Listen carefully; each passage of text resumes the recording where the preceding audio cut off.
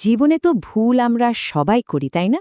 আর ভুলের পর প্রায়ই মনে হয়, ইস, যদি সব মুছে ফেলে একদম নতুন করে শুরু করা যেত, ঠিক যেন একটা পরিষ্কার পাতা। আজকের এই আলোচনায় আমরা ঠিক সেই নতুন করে শুরু করার কথাই বলবো। কোরআন আর হাদিসের আলোকে ক্ষমা পাওয়ার ৫টি দারুণ পথের একটা কাঠামো আমরা একসাথে দেখব। চলুন এই পথগুলো কি কি তা আবিষ্কার করা যাক। তো এক নজরে দেখে নিই কি কি থাকছে আমাদের আজকের যাত্রায়।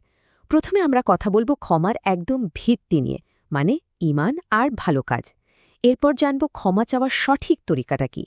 তারপর বুঝব তওবার গভীর অর্থ, আবিষ্কার করব তাকওয়ার শক্তি, আর একদম শেষে দেখব দানের অবিশ্বাস্য ক্ষমতা।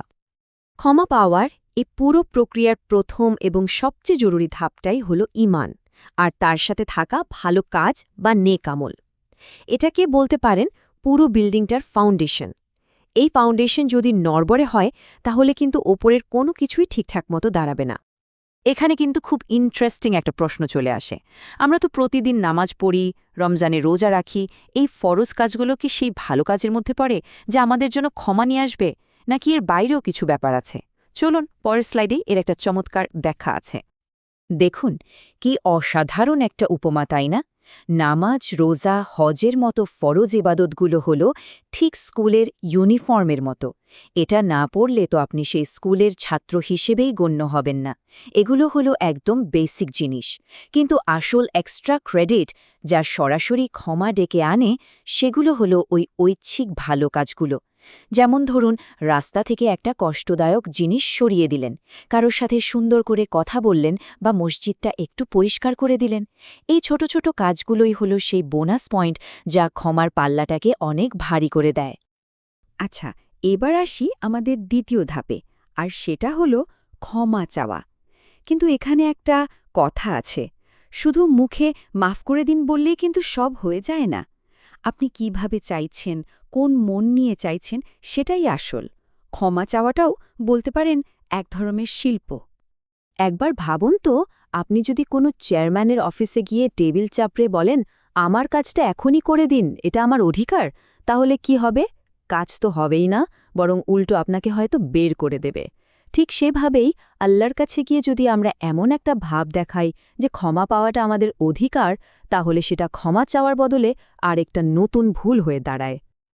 আর এর ঠিক উল্টো ছবিটা একবার কল্পনা করুন। ধরুন আপনার কোনো প্রিয়জনকে পুলিশ ভুল করে ধরে নিয়ে গেছে। তখন আপনি অফিসারের সামনে কিভাবে দাঁড়াবেন? একেবারে হাত জোর করে, চোখে পানি নিয়ে, যতটা সম্ভব কাতর আর বিনয়ী হয়ে তার দয়া চাইবেন, তাই না? আল্লাহর কাছে ক্ষমা চাওয়ার সঠিক পদ্ধতিটা একদমই এমনই। গভীর অপরাধবোধ, বিনয় আর মন থেকে যখন চাওয়া হয়, তখনই সেই চাওয়াটা কবুল হবার সম্ভাবনা থাকে। আমাদের ৩ নম্বর পথটা হল তওবা। দেখুন, তওবা আর সাধারণ ক্ষমা চাওয়ার মধ্যে কিন্তু একটা বড় সড় পার্থক্য আছে। ক্ষমা চাওয়া মানে হলো একটা ভুলের জন্য দুঃখ প্রকাশ করা, আর তওবা মানে হলো সেই ভুল পথ থেকে পুরোপুরি আল্লাহর দিকে ফিরে আসা। এটা হলো ভেঙে যাওয়া সম্পর্কটাকে আবার জোড়া লাগানোর একটা আন্তরিক চেষ্টা। তৌবা নাসুহা বা একেবারে আন্তরিক তৌবার ধারণাটা এখানে খুব সুন্দর করে বলা হয়েছে। নাসুহা শব্দটার একটা অর্থ হল সেলাই করা। ঠিক যেমন একজন দর্জি অনেকগুলো ছেঁড়া কাপড়ের টুকরোকে যত্ন করে সেলাই করে একটা মজবুত নতুন কাঁথা বানিয়ে ফেলেন, তৌবাও ঠিক সেভাবে আল্লাহর সাথে আমাদের ছিন্ন সম্পর্ককে মেরামত করে দেয়। এর ৩টা মূল শর্ত: ১. ভুলের জন্য মনের তীব্র অনুশোচনা থাকতে হবে। ২. সেই ভুল কাজটা তখনই ছেড়ে দিতে হবে। আর ৩. মনে মনে দৃঢ় প্রতিজ্ঞা করতে হবে যে ভবিষ্যতে আর কখনোই এই কাজটা করব না। এই কথাটা একবার ঠান্ডা মাথায় ভাবুন তো। আমরা প্রায়ই ভাবি, আচ্ছা, কালকে থেকে ভালো হয়ে যাব, কাল তওবা করব।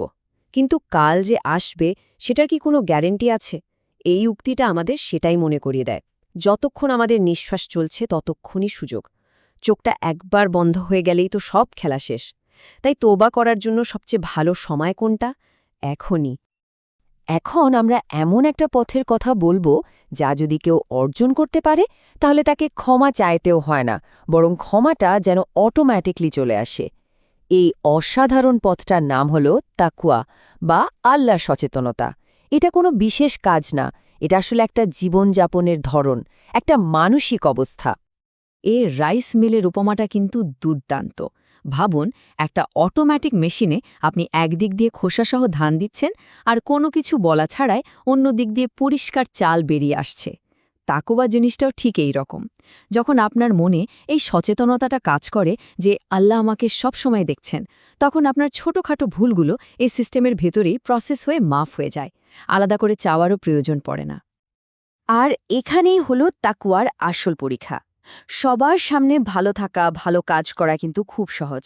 কিন্তু যখন কেউ দেখছে না, যখন আপনি একদম একা, তখনও কি আপনি আল্লাহকে একইভাবে ভয় করেন?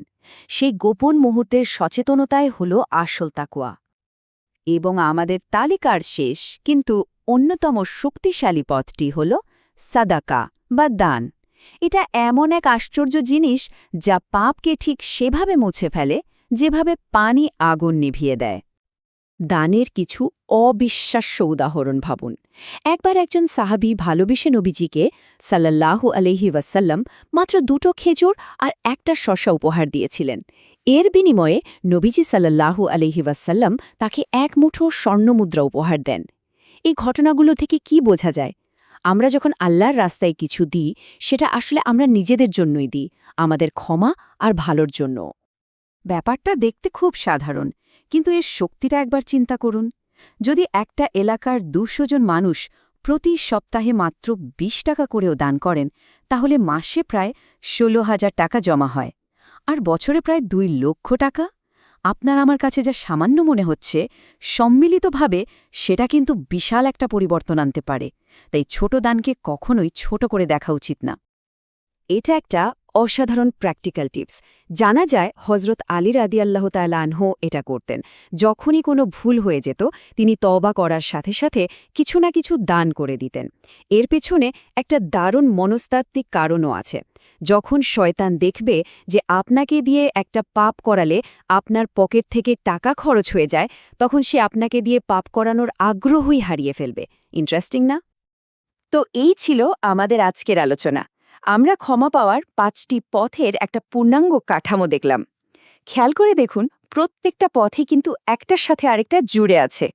এগুলো শুধু আলাদা আলাদা কয়েকটা কাজ নয়, বরং একটা সুন্দর আর পবিত্র জীবনযাপনের জন্য একটা কমপ্লিট গাইডলাইন।